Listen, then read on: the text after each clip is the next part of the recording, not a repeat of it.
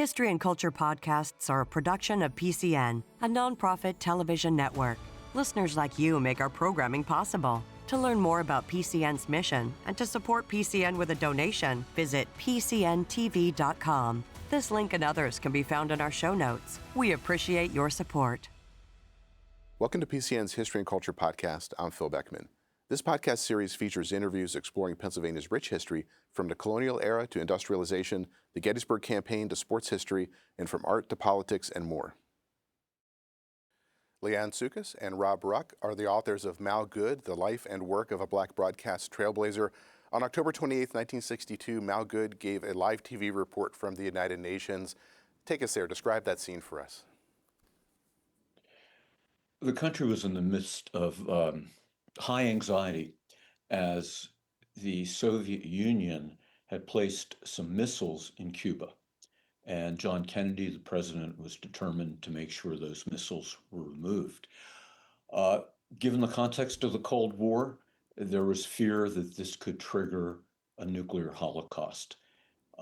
Mal Goode, meanwhile, had recently been hired by ABC, breaking the color line at the level of national broadcasting for any of the networks, and stationed at the UN because they thought that would put him out of the way.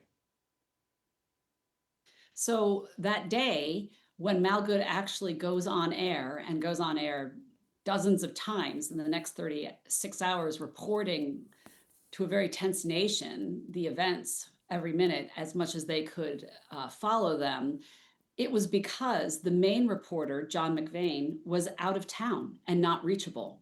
So the person that was intended to be on the news was not able to because they simply couldn't find him. He was in Connecticut hunting. And so as the news director looked for who could report live, knowing the story full well to live broadcast, Mal Goode was at the ready. So was there a sense that were people aware of the significance of this moment? I think that people in the Black community were certainly aware of the significance.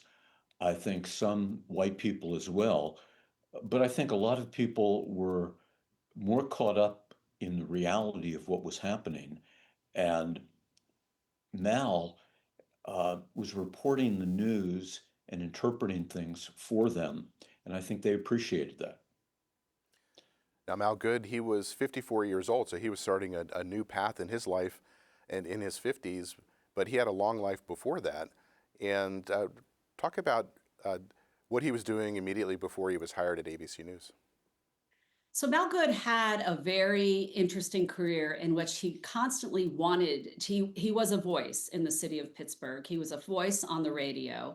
He worked for the Pittsburgh Courier. He was obviously a pundit in town, but he could not break into television. It was very frustrating to him because he was very skilled and sort of built for television. He was tall and strong and very self-possessed and ready to be broadcast. But Pittsburgh TV just wouldn't allow him on the air because of the color line and the resistance to the local audience. So what he is actually skips local television and goes to national network news. He had accumulated years and years of experience. And as Rob and I always say, he had a chip on his shoulder that really fine-tuned his excellence and his ability to perform at that level, at that day, with essentially no warning. Mal was not a guy who went to journalism school. He didn't come up through the system. I mean, this was a fellow who, when he was a kid, was always working. He started working at the Homestead Steelworks while he was still in high school. He continued to work in the mill doing night turns when he was at Pitt, and he graduated in the midst of the Great Depression. Nothing was ever handed to this man. Just a life of enormous resilience, as you'd expect from the grandson of sharecroppers, the son of a steelworker, who took nothing for granted. And yet, his experience, I think, outside the traditional channels by which somebody would become a broadcast correspondent was what made him exceptional. He related to people. He bridged divides within Black America, but he was also quite capable of talking and interacting with white people as well. Where did he grow up in Pittsburgh? What neighborhood was he in? He grew up in Homestead, which was where the Homestead Mills were, which is where his father worked. And in addition, where he worked for years through high school. And then after he graduated from college in 1931, due to the Depression, he was not able to meet his goal of attending law school, which has always been what he wanted to do, but that was off the table due to the economic collapse. And he went back to work in the mills as well. So he had a deep history in steelworking. What was his family life like as he was growing up? His life was all about family, faith, and the fight for freedom. It was a close-knit family. His parents challenged their children to go beyond where they had gone. Even though his father was illiterate when he got married, his mother had taught school in Stanton, Virginia, and they stressed, you're going to get an education, you're going to go to college, and you're going to work, and you're going to remain committed. And I mean, the whole story of the family is of exceptional progress in terms of what they did during their lives, despite the segregation and Jim Crow that they endured. Tremendous respect for the parents, tremendous respect for those who had come before them. And the family was self-consciously aware of the moment it was in. They would have Sunday dinners and talk about the news and talk about what they were going to do moving forward. So they were very wedded to each other, to their Christian faith, but also to advancing the family and the race. He graduated from the University of Pittsburgh in the middle of the Great Depression. You mentioned that he wanted to go to law school. How did his life unfold after he graduated from college? It was tough. He worked in the mill, but you were only getting a couple of days of work a month. He also worked as a porter in a men's store, the only Black employee. And he really wanted to get something that reflected the degree of education that he had. Finally, he's able to get a position as a junior probation officer, working with teens on the city's Hill District. From there, he goes to the Center Avenue YMCA as the boys' director. From there, he goes to managing housing projects, integrated projects during World War II. All of this is before he begins to work with the Pittsburgh Courier newspaper when he's 40, which is the catalyst to him getting some experience on the radio and becoming a very sharp and well-respected voice on Pittsburgh radio, the only Black voice that addressed the kinds of issues that were plaguing the community. Tell us about the Pittsburgh Courier. How significant was it at that time? You can go. The Courier had been founded early in the 20th century. By the 1930s, it's one of the highest circulation Black papers in the country, along with the Chicago Defender. Robert L. Vann, the publisher, backed Franklin Delano Roosevelt, telling Black voters it's time to turn Lincoln's photo to the wall and vote for the Democrats. And it was a self-conscious voice for integration and struggle. And Mal gained, I mean, his experience was gained by working with the staff on the Courier. He wasn't writing as much as doing circulation work.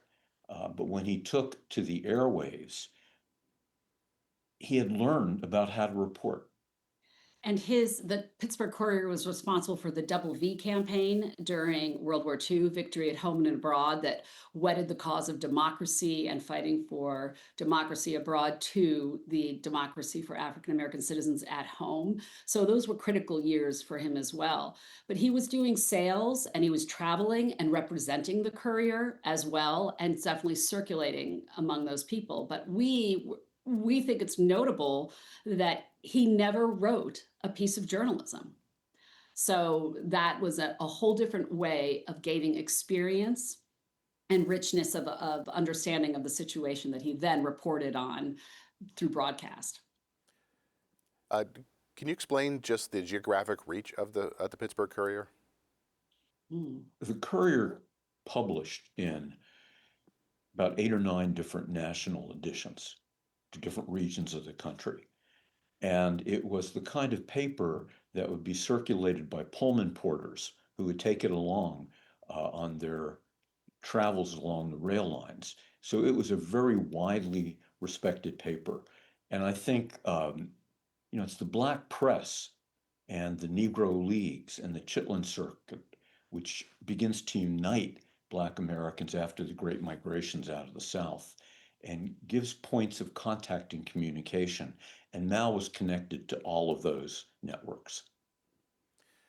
And that's at some point he's offered the opportunity to go on the radio. How did that happen? He wasn't a journalist. Why was he selected? This is a great story and a great part of it that goes back to the family dynamic. His sister, Mary D., was an unusual woman of her time as well and a pathbreaker in her own right. And she actually had a local radio station, a local radio show that integrated sort of gospel music. And she became the first Black woman DJ in the country. The Courier had the idea of doing a brief news insert called The Courier Speaks on that show and bringing together this brother and sister team that would integrate chat and some music, and then Mal would report on happenings of the day. So that was how his voice was actually heard across airwaves. Although we think, according to what Rob was saying as well earlier, most people in the Black community knew who he was at that point, had spoken with him, been around him. He did a lot of speaking engagements. So he was definitely a celebrated figure in town. What would his reports have been like, Goode, if you were listening to them? What did he talk about? If there was a case of police violence against a member of the Black community, Mal would be all over it. If there were issues concerning housing, politics, if there were changes that led to African Americans being hired to teach in certain districts, Mal would trumpet the victories and make sure that any of the injustices or problems have the spotlight turned on them. And he held his institutions accountable. He held institutions in Pittsburgh, the Homestead School District, University of Pittsburgh. He would challenge those institutions to do better, and he would use that platform to do so. One of the things about Mal's journalistic style was that while he was often extremely well prepared and practiced before he'd go on the air, he could also do a stand-up spontaneously. And, he had the diction of an Eric Sevareid or Walter Cronkite, enormously self-possessed and calm, and able to be forceful when he spoke. So he's starting this new career in broadcasting. What was the audience response? I think Black America was exuberant. And there was also a good number of white people who were glad to see a Black face and a Black voice on the air. I think the consternation was primarily with ABC. They had hired him, but they really didn't know what to do with him. So going back to his early radio career, he's at KQV initially for the Courier Speaks segment. How long is he there? Not too long. The Courier, KQV asked the Courier to start paying for the segment, and they laughed, and they said, we're doing something good for you. They went to WHOD, the Station for All Nations, that emerged after World War II, that tried to give voice to immigrant communities, the Black community, working people, and the like. And he and his sister Mary D. were naturals for that station. How does his career evolve? So he's at WHOD. Is he still doing the same type of radio reports there? Yeah, he is doing the same type of reports. And this is when he starts getting the bug now that most American homes have televisions, this is when he starts getting the bug to get on local television. He does some sport broadcasting. He tries to he fills in for a few people, but he cannot sustain a permanent position. And the answer comes to him that it's simply a race matter, that it's impacting audience viewership. And so that's when he gets incredibly discouraged. And that is also when he starts talking about this more as an insurmountable barrier. And that's when Jackie Robinson plays a role in his career. Mal grew up across the street from the brothers who founded the Homestead Grays, a block away from Cumberland Posey Jr., who made them the Negro League's foremost franchise.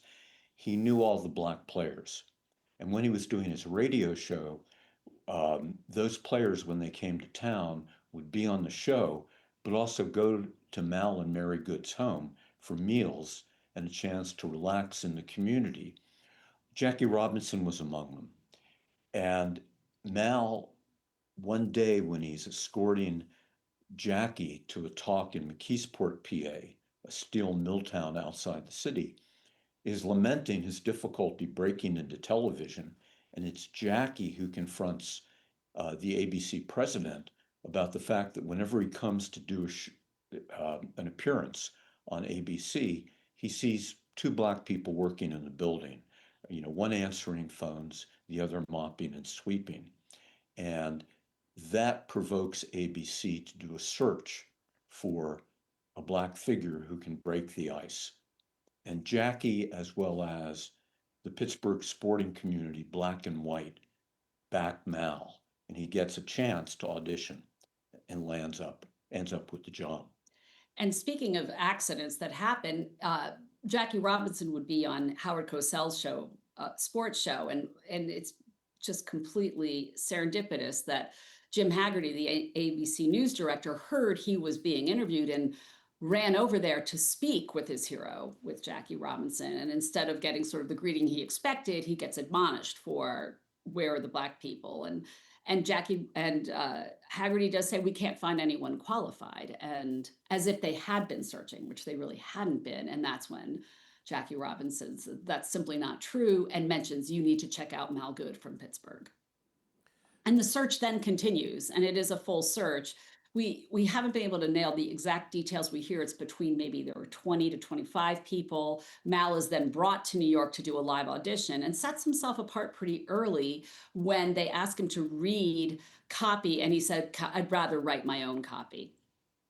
And then is then informed that if he wants the position, it is his. So he ends up being assigned to the United Nations. And how does he use that position to build connections with diplomats and become involved in reporting on the Cold War? Well, not long after he's hired, he's asked by the State Department to be a part of a team of American journalists who will go to Africa and do seminars for several months in 3 different countries. And he sees as one of his responsibilities to bring the concerns and issues of Africa, which in the early 60s is going through a lot of independent struggles, and countries are finally emerging out of colonialism, to be their voice, to be their advocate, because they didn't really have one in the American media. And he really has 2 goals in many ways. It's not just representing Africa, it's representing Black America, to see that their issues and concerns are part of the agenda of a major network, and their voices are heard. Now, in his time at ABC, he stays there until 1973, but those years from 1962 to 73 are very momentous years. There are a lot of things going on in America at that time.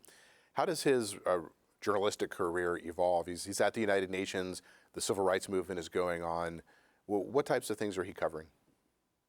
Well, it's such an interesting question because we know that Black reporters, and there began to be a few, had a very difficult time reporting on the realities of the day because they were often accused of advocacy reporting. So he had to toe that line as well. Additionally, he knows all the key figures. He is in constant communication with Martin Luther King and Malcolm X. And we know that he knows everybody who's doing this work, which means he has an inside line to the stories. And in the beginning, he's really trying to show Black America and all of its complexities and its nuances, and try to undermine stereotypes that have sort of been absorbed by mainstream media. So he does that, but as the civil rights movement rolls on, he's doing very close, intense work using his connections to get the story right and front and center.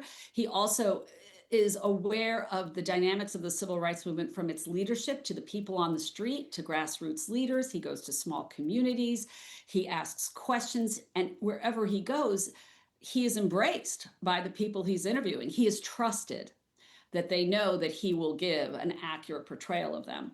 As the years go on and the nation is roiled by the increasing radicalism of civil rights, he's still out there trying. He's still trying to go to the Black Power conference to make sure they are represented authentically. And we know that he's not agreeing with everything, but he's just trying to get stories out authentically, to clear up misconceptions, to humanize stories that have been stereotyped.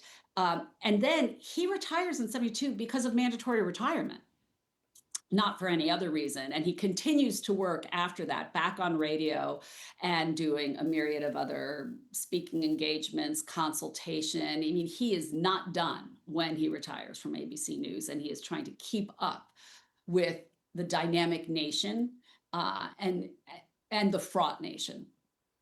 In the 1960s, one of the things that he wants to do is make a documentary program, and he ends up selecting Atlanta as the subject. Tell us about the story he was trying to tell.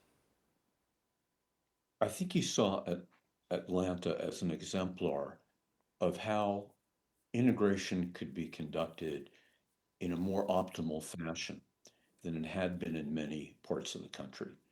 I mean, often integration meant a message being sent to Black people: come on board, be like white people. Mhm. And Black institutions crumbled, whether that was the Negro Leagues, Black colleges and universities, the Black press, and Black businesses.